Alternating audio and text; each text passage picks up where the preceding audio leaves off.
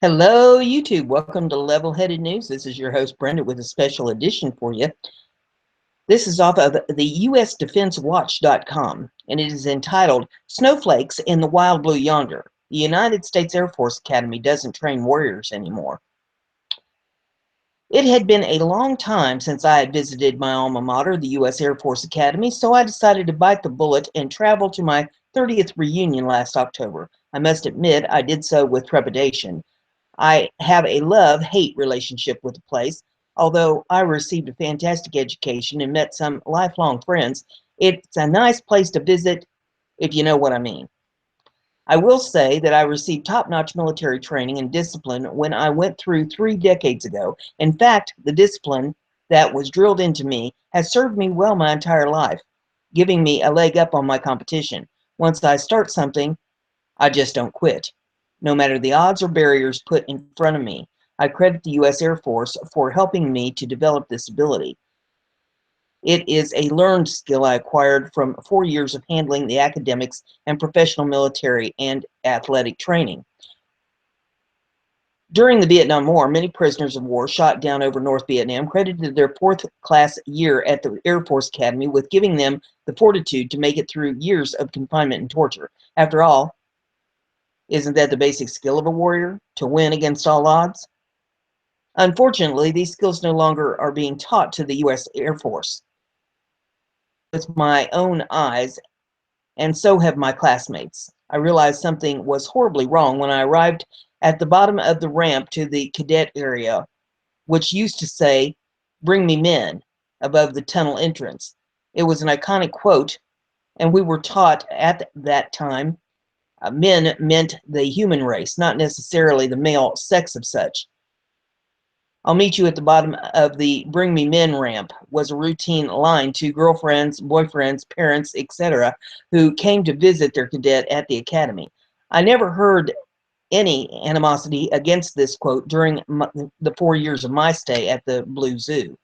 Imagine my shock when I saw the quote being changed to some PC gibberish about integrity first, service before self, excellence in all we do. 10 words. At first, I laughed at the thought of some cadet telling his civilian girlfriend to meet him at the bottom of the integrity first, service before self, excellence in all we do ramp. But after a quick laugh, I felt sadness at the loss of tradition and loss of the basic masculinity of warfare being taught at the academy. It was then I knew it was gone. I also felt alarm. If they changed this, what else have they changed? This can't be good for the training of future Air Force warriors. My next stop and next horror was walking around the cadet area with my fellow classmates from the class of '86 and a few others. The place looked about the same. Monument for static aircraft was display was changed here or there, and there was strange looking obelisk sticking out of the terrazzo near the Arnold Hall, but overall the place was the same. There was something very, very wrong. I couldn't place it, but then it hit me. It was October. The fourth class cadets should not have been recognized yet. That meant being accepted in the ranks of the upper class and the associated privilege that come with it. This entailed walking at attention, squaring corners, greeting upperclassmen, and other general military training. None of this was happening. They were walking at rest, not greeting anyone. Actually, they were ignoring the upperclassmen by walking by. I stopped one of them and asked him, "Cadet, are you recognized yet?" "No, we are not," was his response. He kept walking. There was no "sir" in his response. He obviously knew I was an alum and former military office. The problem was that he simply didn't care. He didn't care because he hadn't been taught to care. Military bearing was absent, completely gone, removed.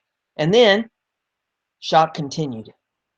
As the time started to get close to noon, meal formation, where the cadets form up and march into Mitchell Hall for lunch, I again realized nothing was happening. Cadets were nonchalantly walking to the huge cafeteria where they are served all at once during the school week for lunch. I subsequently found out the formation had been canceled due to high winds. I laughed to myself. There wasn't even a breeze. Wow, things have really changed. Inside the noon meal, all former military decorum and training at the lunch table had vaporized. There was nothing. The freshman cadets didn't even have civilian decency to serve their alum guests first, not to mention any military bearing. They just took the food and ignored everyone else at the table. It gets worse. After lunch, my colleagues walked into the academic building. Before my eyes, where there used to be formal lecture halls, was Dunkin' Donuts. My jaw hit the floor as I actually took a picture. I was that amazed. This was no longer a military academy. It was UCLA in uniforms. And there is a picture here of that Dunkin' Donuts if you would like to pull that up in the article to see it. The URL is in the description of this video. And the article continues. We then visited the dorm rooms. We nonchalantly walked into one cadet's room who had the door open, which was the custom. We asked them a few questions. They didn't get up. They didn't greet us formally. They just sat there. These were fourth-classmen. I guarantee you that in the past, if an alum had walked into a fourth-class room, the residents would be at attention within seconds, and the sirs would be flying like birds on a high wire. Finally, before the football game and other class-specific events, we headed to Arnold Hall to listen to a briefing from the superintendent on what was going on at the academy. Literally, one of the first things we heard was, "Things are not as tough as they used to be." Really, you think? Was my immediate reaction. We were presented with an hour-long briefing about how cadets were being trained to be able to function within the bureaucracy of the regular Air Force. We heard all about the statistics in the institution, how many awards it had won, where it stood in the rankings against other colleges, and how well sports teams had done, etc., etc. Not once did I hear the word warrior. In a flash, I got it. The academy was no longer training cadets to be Air Force warriors. They were no longer training to fight for our country to win wars. They were being trained to function in the bureaucracy. The academy was all about competing with civilian institutions in various ways. We heard about the new facility that had been built. We heard all about the new honor chamber to discuss ethics.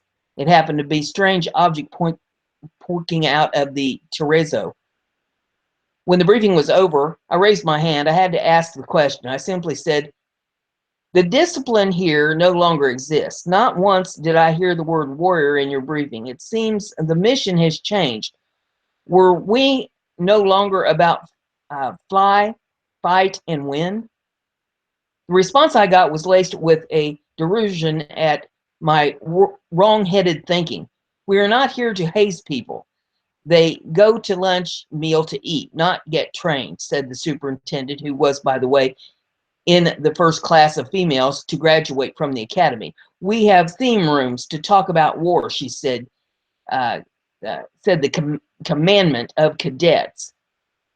Yes, he really said that. We have mock funerals to talk about war. Excuse me?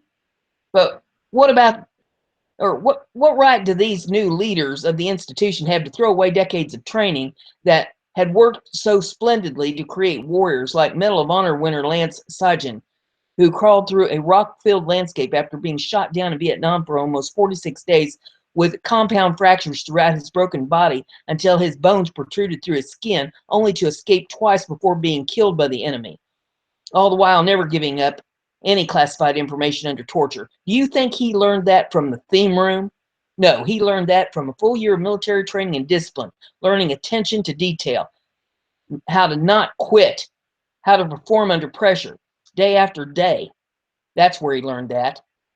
It is obvious the Air Force Academy is no longer training warriors to lead men or women into battle. They are no longer into the type of training that created the greatest Air Force ever known to man. In fact, they are more interested in a military version of safe spaces and trigger warnings, so it seems. So as far as other academics are concerned, I can't speak for them. However, I have seen evidence of the same with pictures of black female cadets giving the Black Power salute, images of female cadets on cell phones while marching, etc., etc.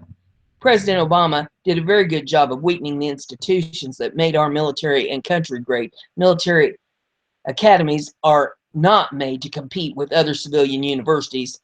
They have a special purpose. I very much hope President-elect Trump and his appointees can reverse this pathetic trend. Our children's future depends on it. If you like what we're doing here, give it a thumbs up. Share it on your social media so everybody gets to hear the real news. Don't forget to subscribe. If you click that little bell beside the subscription button, a little box will pop up that you can check, and it'll give you email alerts every time I put a show up. And this way you'll stay informed of the news.